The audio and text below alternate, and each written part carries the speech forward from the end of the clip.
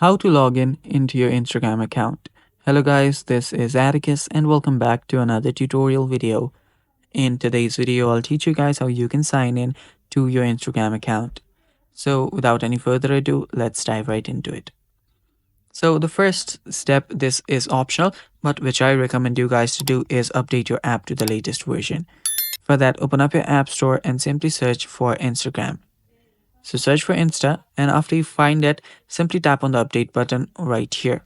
After you see an update option like this, tap on update and update your app. After you do that, you can then open up your app, and after you open up your app, there you should see an option like this where you will have to type in your email address or your username or mobile number, then the password.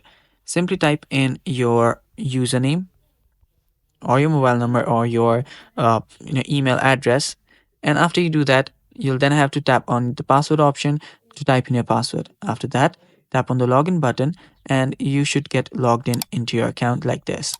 And it's that simple guys, and that is all for today's video as well. Thanks for watching. Stay tuned for more upcoming tutorial videos, and bye bye. Take care.